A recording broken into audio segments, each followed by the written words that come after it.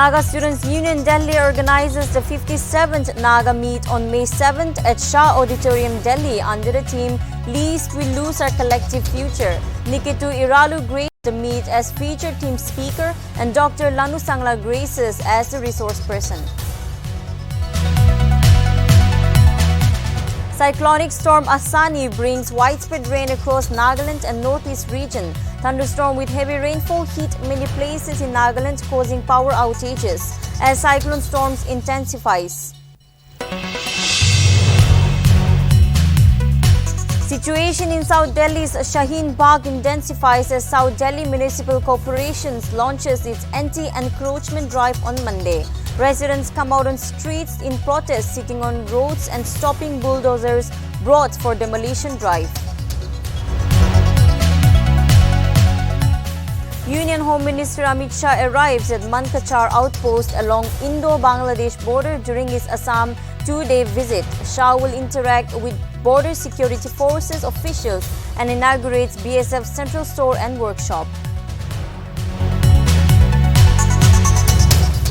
National investigation agencies conduct raids at over a dozen locations in Mumbai against associates of Pakistan-based gangster Dawood Ibrahim and a few Hawala operations. NIA conducts raids in Nagpara, Gurgaon, Borivali, Santa Cruz, Mumbai, Bhendi Bazaar and other places.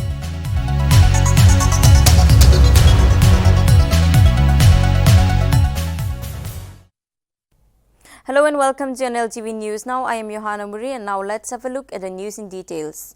The Trained Nurses Association of India's local branch Kohima is all set to celebrate its 57th International Nurses Day on the May 12th at the Chapel Hall of Naga Hospital Authority in Kohima. Notably, the celebrations will be held under the theme Invest in Nursing and Respect Rights to Secure Global Health. Furthermore, Deputy Director Nursing, Health and Family Welfare Centinaru Au will grace the occasion as the team speaker and Managing Director NHAK Dr. Vipitinho Mefuo as the guest of honor.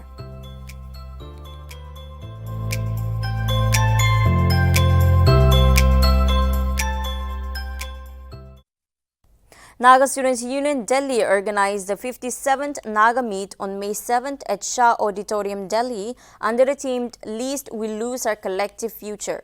Nikitu Iralu graced the meet as featured team speaker while Dr. Lanu Sangla was the resource person.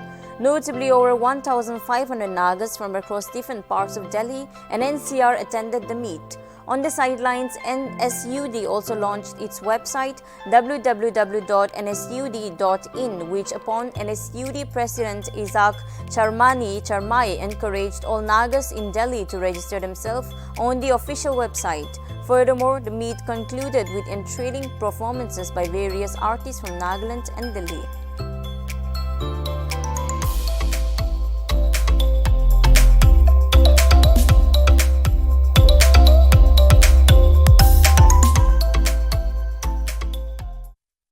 Situation continues to be tense as anti-encroachment drive by South Delhi Municipal Corporation in Shaheen Bagh began as planned on Monday. Things took an interesting turn when residents of Shaheen Bagh area began to protest as the South Delhi Municipal Corporation launched its anti-encroachment drive with the help of Delhi police personnel. Locals were being sitting on roads and stopping bulldozers that were brought for the demolition drive. Meanwhile, Chairman of the Standing Committee of South Delhi Municipal Corporation Central Zone has said that municipality will do its work and workers and officials are ready. Teams and bulldozers have been organized and encroachment will be removed wherever they are, be it at Tuklapat, Sangam Vihar, New Friends Colony or Shaheen Bagh. Notably, the SDMC has prepared a 10-day action plan to remove encroachments from these areas. Earlier on May 5, the anti-demolition drive in Kalindi Kunjamar Nagar area with Shaheen Bagh was postponed after the Delhi police informed them that there are unavailability of an adequate police force.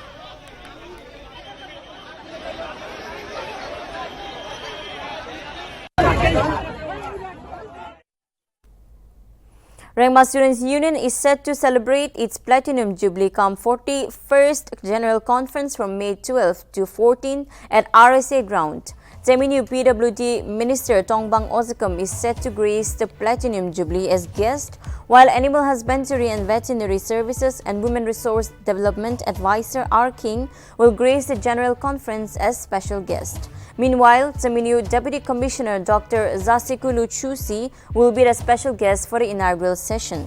It may be mentioned that a panel discussion on vision and roadmap for Teminu Model District will also be held during the celebration.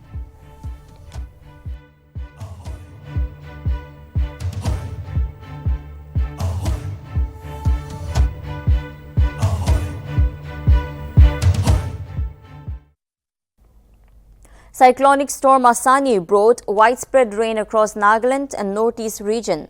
Thunderstorm with heavy rainfall hit many places in Nagaland, causing power outages as severe cyclonic storm Asani intensifies. In Dimapur, 3 feeders were affected during the storm and workers were on the job to restore the lines, as stated by the power department officials. IMD forecasted very likelihood of fairly widespread to widespread moderate rainfall with thunderstorm and gusty winds over northeast India during the next 5 days.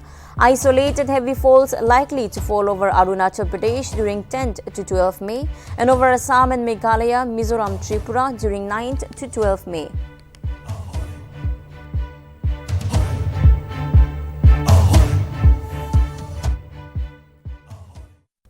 In another tragic incident, a man in Dimapur was reportedly killed after getting hit by a train. The incident took place on May 8 around 9 p.m. at the railway track behind BS Bakery, Lahorijan. As per sources, the victim is said to be a rag picker. However, his identity still remains ascertained. Police are further investigating on the case.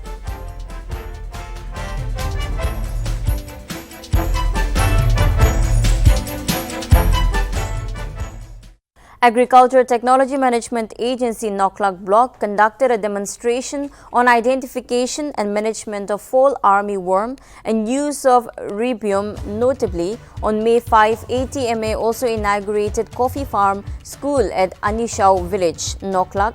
ATM Titumisu gave demonstration on management of fall attacks, use of yellow stick traps and seed treatment by rhizobium, and ATM Tingpyo demonstrated on the topic preparation of vegetable seeds bed.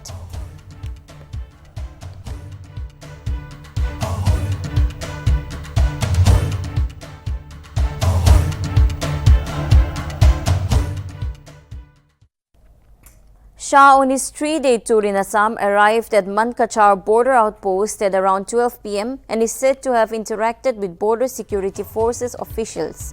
Shah also inaugurated BSF's central store and he is currently inspecting the workshop. It is to be mentioned that Shah launched Khadi and village industries products at Tamulpur. Himanta Biswa Sharma, taking down to Twitter, expressed his honored to receive Home Minister Amit Shah at LGBI Airport on May 8 and mentioned that Assam government is blessed by the generous guidance of Home Minister on May 10. The Union Minister will also present the President's Colour of Assam Police for its service over the last 25 years in Guwahati.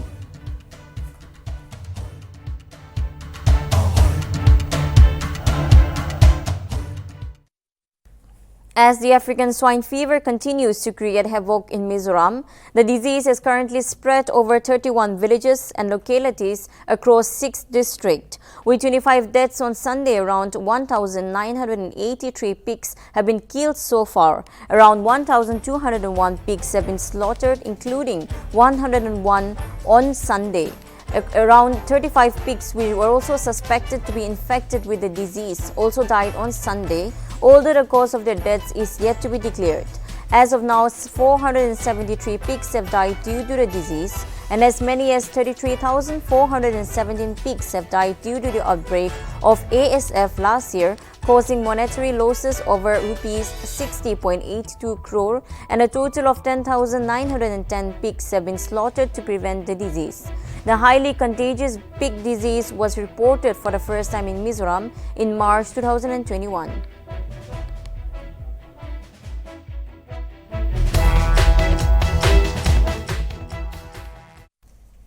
Bharatiya Janata Party National President J.B. Nadda is all set to embark on a 2-day tour to Rajasthan from May 10. According to the Rajasthan BJP official release, on the first day of his visit, the BJP chief will address the booth convention of Bikaner district in Surakat, town of Srinagar. Meanwhile, on May 11, Nada will inaugurate the Hanuman Giri district force office and also virtually inaugurate the 9 district offices from Hanuman Nagar. Notably, on the preparations for the visit of Nada, Rajasthan in charge Arun Singh and BJP Rajasthan chief Dr. Satish Puna will also hold a meeting with the office bearers in Satugrak, Sri Ganaganagar and Hanuman Garg on May 9 and inspect the venues.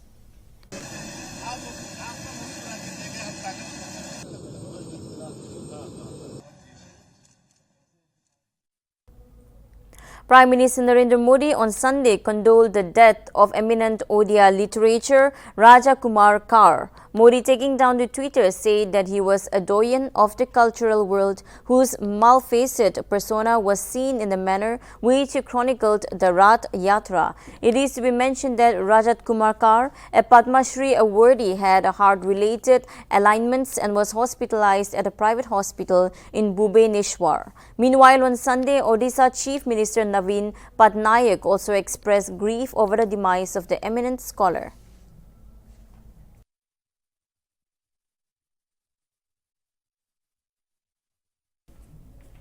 Himachal Pradesh on Sunday issued an order to seal the interstate border hours after Khalistan flags were found tied on the Himachal Pradesh Assembly main gates and walls. Notably, the police registered an FIR under Section 153A and 153B of IPC, Section 3 of HP Open Places Prevention of Disfigurement Act 1985 and Section 13 of Unlawful Activities Prevention Act at Dharmashala Police Station after the Khalistan flags were incident. Meanwhile, the police booked ban outfit Sikh for Justice General Counsel Gurapawant Singh Punan and also called him the man accused in the case. The state police, through a statement, mentioned that ADGB, CID, IG, DIG ranges and district SPs have been directed to seal all interstate borders, barriers and keep strict vigil at the places of possible hideous, that is hotels and sarias, etc. While they have been also directed to keep the special security units, bomb disposal squads, quick reaction teams in position and on high alert, thus strengthening the security of dams, railways, station, bus stands, town government building and retail installations. Notably, the field information has been directed to sanitize all the security staff, the chowkidars of government buildings, banks and public sectors undertaking with regard to the threat, and also it may be advised to report any matter of concern to the local police station immediately.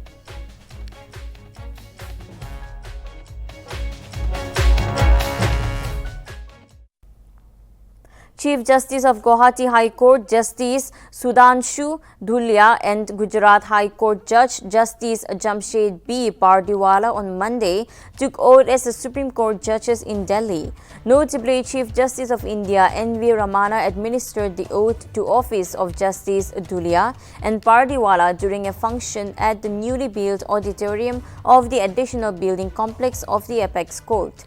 It is to be mentioned that with the appointment of Justice Dhulia and Justice Pardiwala, the top court will now regain its full strength of 34 judges, which has come down to 32 after the retirement of Justice R. Subhash Reddy on February 4 this year.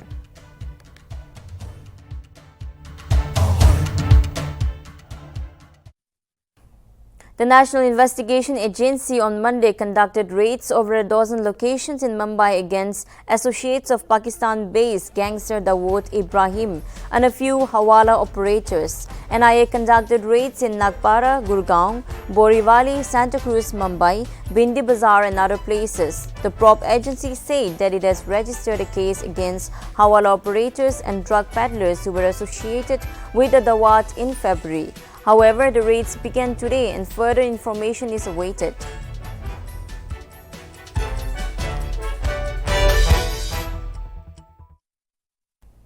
At least 29 people were injured after a Karnataka State Road Transport Corporation bus carrying 45 passengers met with an accident in Bengaluru. Notably, 4 people suffered with serious injuries, while 25 passengers received minor injuries. Reportedly, the incident took place on Sunday night under Kingeri police station area in Bengaluru while the bus was on its way from Madgeri when it met with an accident.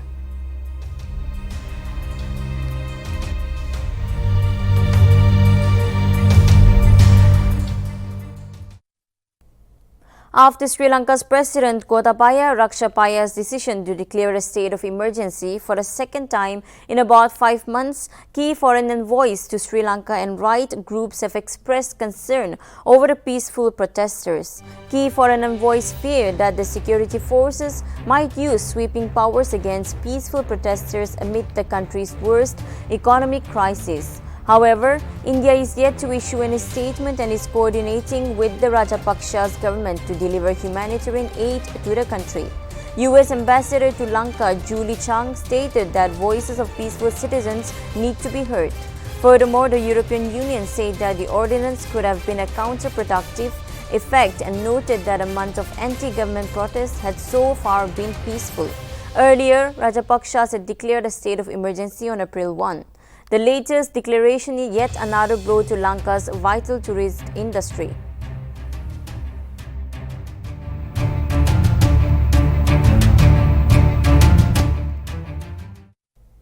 Nepal government decided to seal the border entry points with India and China for 72 hours prior to the local level elections scheduled for May 13th.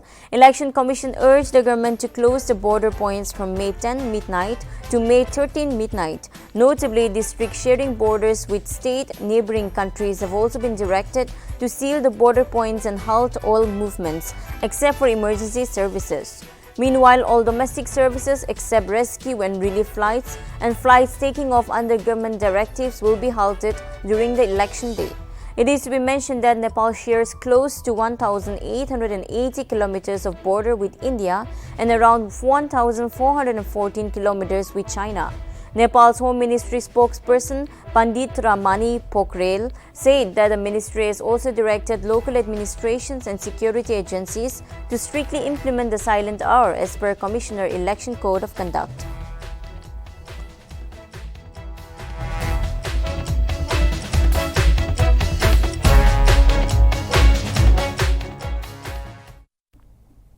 Canadian Prime Minister Justin Trudeau on Sunday said that Russian leader Vladimir Putin was responsible for the war crimes.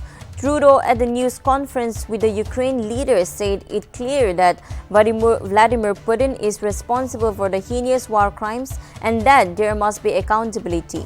Earlier in the day, Trudeau visited Irpin outside Kyiv, a city devastated by fierce fighting between Ukrainian and Russian forces before its occupation in March by the Moscow. Trudeau added by saying that he witnessed the brutality of Russia's illegal war. Ukrainians thanked the Prime Minister for the support shown by Canada to Ukraine today. During his visit to Ukraine, Trudeau met with President Volodymyr Zelensky and was joined by Deputy Prime Minister Chrystia Freeland and Foreign Minister Mylène Joy, who together also hoisted the maple leaf flag at Canada's mission in Kyiv.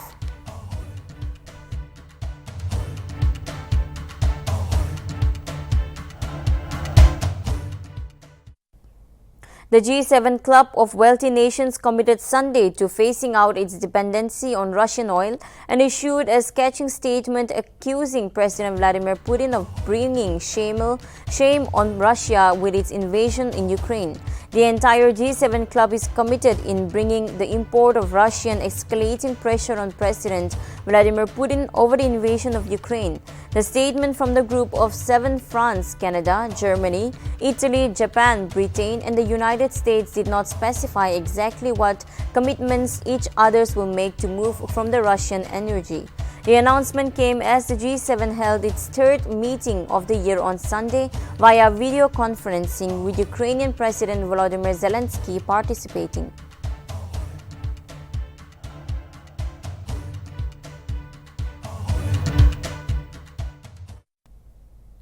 Canada on Sunday lifted all duties on imports from Ukraine from 1 year amid Russian offensive. Notably, the economic relief was announced by Canadian Prime Minister Justin Trudeau during a meeting with President Volodymyr Zelensky in Kyiv on May 8. Meanwhile, Trudeau also announced an additional $50 million in military assistance for Ukraine and imposed additional sanctions on Russian individuals and entities for providing indirect or direct support to Russia's military.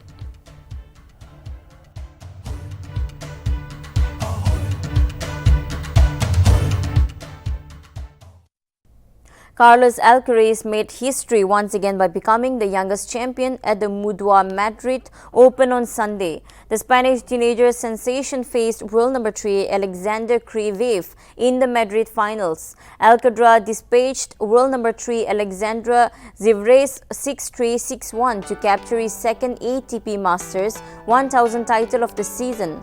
19-year-old Alcaraz, who defeated Rafael Nadal and world number 1 Novak Djokovic in the previous 2 matches, became the second youngest player to win 2 Masters 1000 titles. After triumphing in the Miami in March, the Spaniard lit up Manolo Santa Stadium with his variety of shots and athleticism as he overpowered Zverev with his relentless hitting to earn the 7th straight up 10 win and tour leading 4th title of the year.